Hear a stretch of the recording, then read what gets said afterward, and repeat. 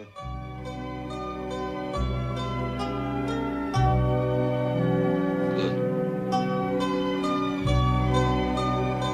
Follow this, Mr. Bell. Steps are dangerous. Someone may get hurt. Jack to our hotels.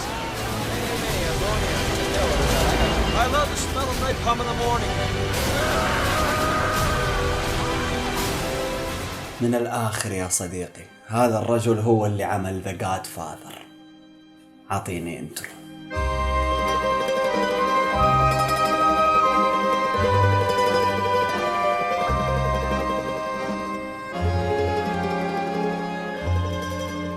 ولد 1939 ديترويت ميشيغان لأب موسيقي وأم ممثلة من أصول إيطالية. كوبولا أثناء طفولته أصيب بشلل نصفي خلاه طريح الفراش لفترة، وبدأ يقرأ أكثر ويشاهد أكثر ويكون حبه للمسرح والصور المتحركة. Stayed at home. I was paralyzed for a while, and so I basically watched television and listened to the radio and played with a tape recorder and puppets. أثناء مراهقته كان مدمن إلكترونيات وتكنولوجيا، وبدأ يصنع أفلام قصيرة كثير باستخدام كاميرا 8 ملم صغيرة. وفي بداية حياته العلمية حاول والديه إنهم يوجهوه لدراسة الهندسة، لكن بعد تخرجه من المرحلة الثانوية التحق بجامعة هوفسترا لدراسة فنون المسرح. لكن بعد ما تخرج منها أيضا عرف تماما إن الصور المتحركة هي شغفه، فالتحق بجامعة كاليفورنيا لوس أنجلوس لدراسة الصور المتحركة. And it was on that day that I said I wanted to be a film director and not a theater person. أثناء دراسته استطاع كوبولا إنه يثبت لصناع الأفلام من حوله عمله الجاد وإصراره، فكان يستأجر لإعادة مونتاج بعض الأفلام الأوروبية، مشرف نصوص ومنتج مساعد في بعض الأفلام الطويلة. وهذا اللي أدى إنه يبدأ يخرج فيلمه الروائي ديمنشيا 13، اللي على الرغم من كونه فيلم وحوش وعري من الدرجة الثانية إلا إنه ظهرت فيه بوادر موهبة هذا الرجل. In this old castle, death is the youngest thing alive. أثناء دراسته أيضا استهوته الكتابة بشكل واضح، فاشتغل على نفسه كتابيا وبدأت نصوصه تحقق جوائز صغيرة. وهذا اللي أدى أنه يشتغل في شركة باسم 7 Arts، واللي عمل فيها ككاتب سيناريو. شارك في كتابة أفلام ناجحة زي This Property is Condemned و Is Paris Burning. I was going to make a film and you're in Europe and asked me if I knew anyone who could be like the sound man on it.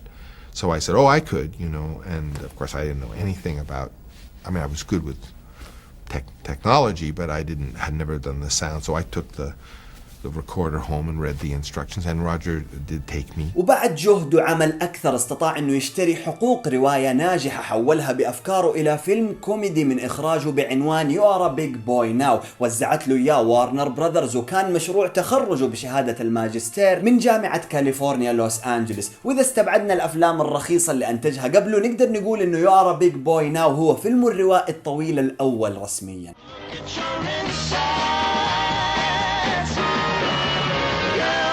وفي 1969 وبعد عدة محاولات وأفلام جيدة، كوبولا ياخذ على نفسه مهمة إنقاذ أصدقائه الفيلميكرز الشباب من ضغط واضطهاد استوديوهات هوليوود الضخمة. وبمساعدة صديقه جورج لوكاس يفتتحوا أمريكان زيوتروب، استوديو كان مقره الأول هو مستودع في مدينة سان فرانسيسكو. كوبولا يعد أحد أهم مخرجي موجة هوليوود الجديدة. مجموعة صناع أفلام ثاروا على بيروقراطية استوديوهات هوليوود، وقرروا إنه الحرية الإبداعية هي حق لكل مخرج في كل فيلم يشارك فيه. أشهرهم هم مارتن سكورسيزي، ستيفن سبيلبرغ، وودي آلن، جورج لوكاس وغيرهم. وفي 1970 يحصل فرانسيس فورد كوبولا على أول أوسكار، لكنها لم تكن على الإخراج، بل كانت على أفضل سيناريو أصلي من كتابته لفيلم حربي باسم باتون. هذا الفيلم حربي ملحمي حصل على 7 جوائز أوسكار، وأعتقد أنه منه استطاع كوبولا أنه يملك الثقة الكاملة أنه يقدر بعدها يكتب ويخرج أفلامه بنفسه. When I wrote Patton,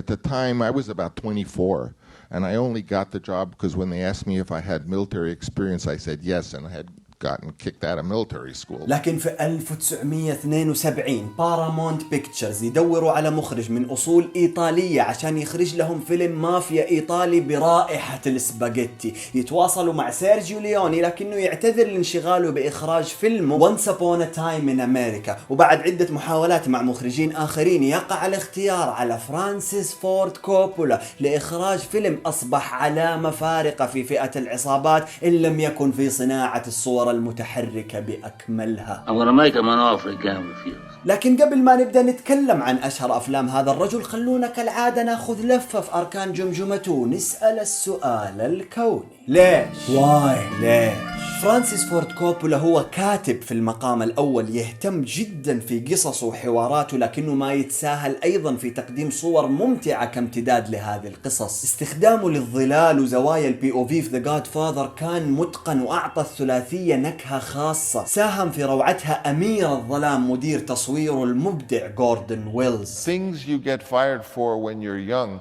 are the same things you get lifetime achievement awards for when you're old. الرجل كاتب مبدع قادر على إنشاء واختراع قصص من خياله المبدع، لكن أيضا قدرته في تحويل روايات الآخرين لصور ممتعة واضحة جدا. رواية العصابات الأشهر لماريو بوزو The Godfather، رواية Heart of Darkness الرائعة لأبوكاليبس ناو، ناهيك عن برام ستروكرز دراكولا. So I was able to review not only Mario Puzo's original text, but all my first notation as to what little signs as to what was important to me. كوبولا يهمه كثير مدى حقيقية الأحداث اللي انت تشوفها على الشاشة. من الممكن انه يصنع زواج ضخم او غارات حربية خطيرة حقيقية عشان بس انت تشوفها بروعتها بعيدة كل البعد عن التزييف والمؤثرات البصرية. الآدمي منتج ومخرج مليونير، ما بين أكثر من 20 فيلم في حياته المهنية. الأربعة اللي عطانا إياها في السبعينات كانت الأنجح والأشهر، ورغم محاولاته العنيفة للهروب من ظل نجاحات أعماله السابقة ما زال سيبقى في عقول كثير من البشر مخرج ثلاثية The Godfather.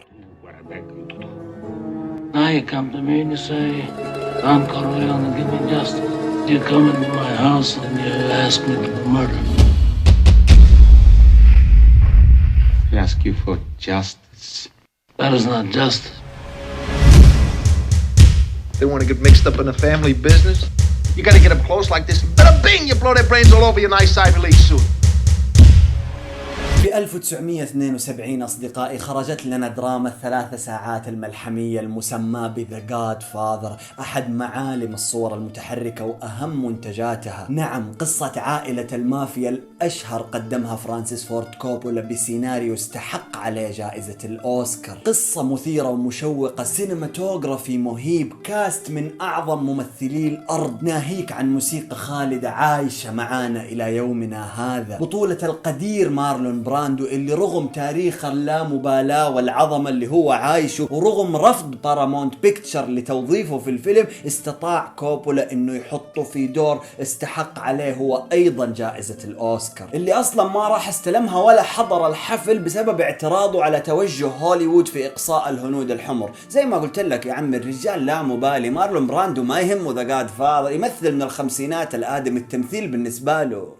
Francis, Marlon Brando will not appear in this movie, and I forbid you, as president of Paramount, to bring his name up again. حتى الباتشينو ما كانوا يبغوه بارامونت بيكتشرز، كان دوبه جديد ماله إلا فيلمين صغيرة، لكن أصر عليه كوبولا وصنع منه مايكل كورليون رهيب. ستانلي كيوبريك بعظمته يقول عن The Godfather Part 1 إنه possibly أعظم فيلم تم صنعه. ترشح ل11 أوسكار، فاز منها بأفضل صورة وأفضل سيناريو وأفضل ممثل اللي أخذها مارلون براندو، رقم 2 في قائمة IMDb لأفضل الأفلام اللي تم صنعها على مر التاريخ. أحتاج فيديو آخر عشان أشرح لك مدى عظمة The Godfather، لكني واثق إنك كفيلمر أكيد شفته وعارف تفاصيله، فخلونا ننتقل للفيلم اللي بعده، اللي بسبب النجاح الساحق لذا Godfather استطاع كوبولا إنه يحصل على الحرية الإبداعية والمال الكافي لإنتاج فيلم أصلي من كتابته. Two people, they're convinced that they can't be recorded because they're in a crowd constantly moving. Now the assignment is to get everything they say. Who's interested in these two anyway? I don't know for sure. Here's the Harry, the best bar none. What's the matter, Harry? Some guys following me. How'd you get this phone? It had something to do with the assignment last week. Later in the week. Sunday, maybe. What are they talking about? I don't care what they're talking about. All I want is a nice fat recording. He'd kill us if he got the chance. خبير المراقبة السرية اللي يبدأ ضميره يأنبه بعد شك انه في جريمة قتل ستحصل لأحد أهدافه اللي كان يراقبهم. غموض ودراما حقيقية وفيلم فني جميل بعيد كل البعد عن عصابات وجريمة The Godfather. يعتبره كوبولا فيلمه المفضل لنفسه، ترشح ل3 أوسكارز وزامن موعد إصداره، موعد فضيحة ووتر جيت اللي صارت لإدارة الرئيس الأمريكي ريتشارد نيكسون، واللي كان فيها شغل تنصت وميكروفونات، وكانت صدفة جيدة ساهمت كثير في شعبية فيلم The Conversation.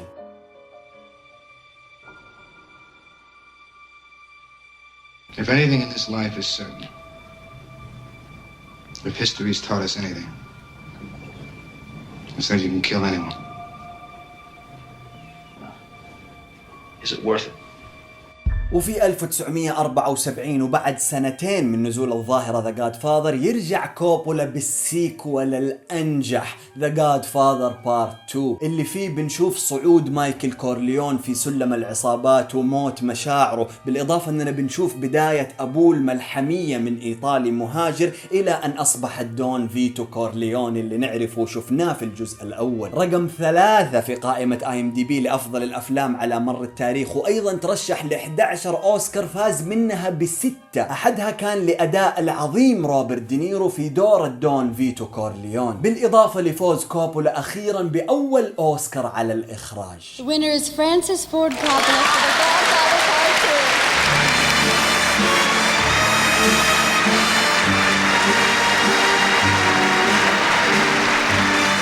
ولما تكون مخرج فيلمين The Godfather وتجيب منها فلوس كثير عشان تروح تجيب قصتك وتعطينا Apocalypse Now. You've heard of Colonel Walter E. Kurtz? Yes, sir, I've heard the name.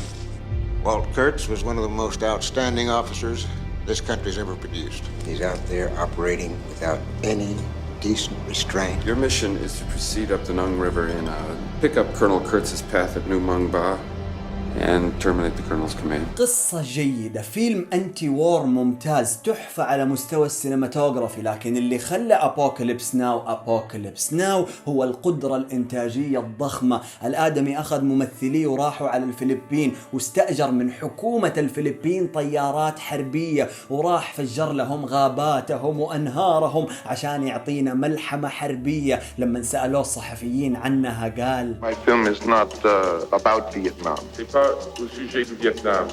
It is Vietnam. لكن كوبولا بالغ حبتين واخذ وقته فلوس زياده في انتاج ابوكاليبس ناو، لدرجه انه الاستوديو قالوا له خلاص احنا بعد كذا ما حنرسل لك ولا دولار واحد، فاضطر انه يصرف من جيبه ويبيع ممتلكاته الخاصه عشان يعطينا ماستر بيس سينمائي لا ينسى، بطوله مارتن شين والرائع روبرت دوفال، بالاضافه لمارلون براندو اللي عطانا دور ظهر لنا فيه انها نهايه ايامه.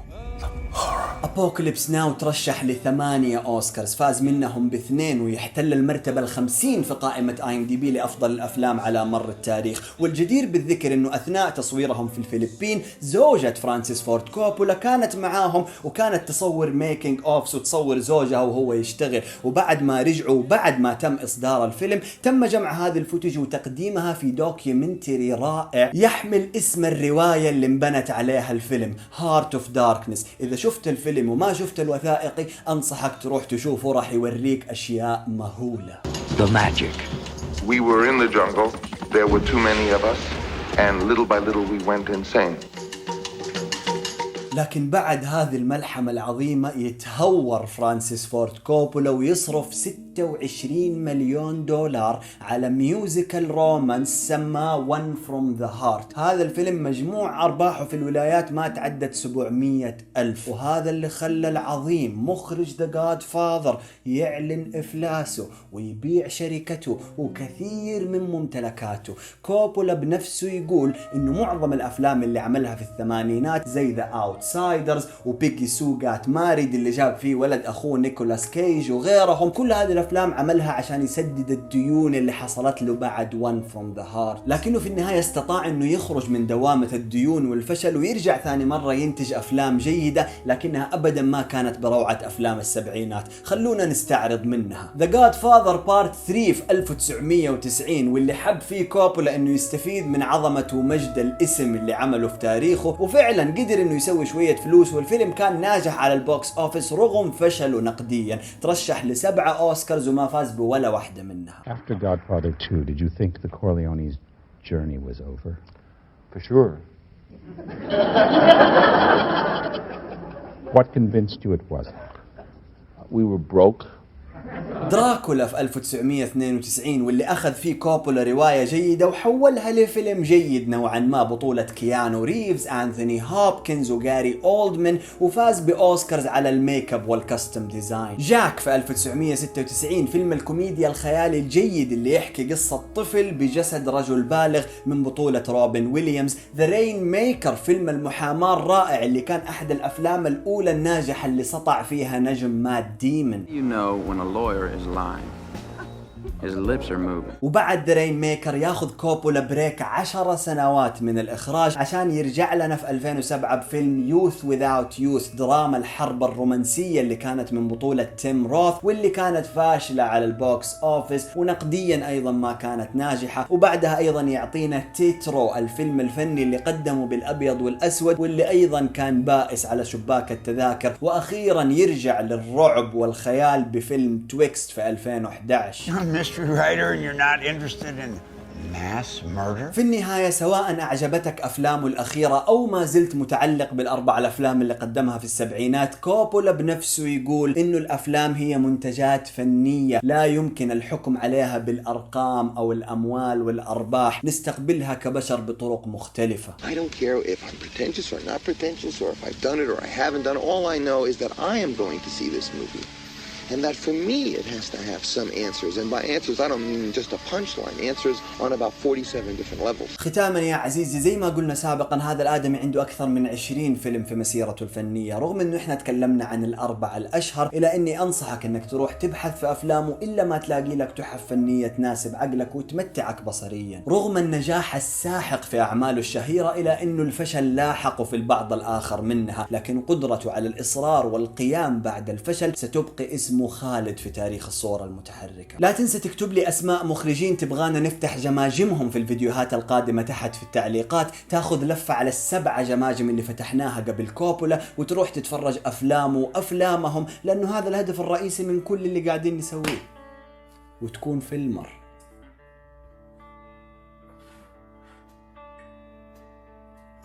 This is the end.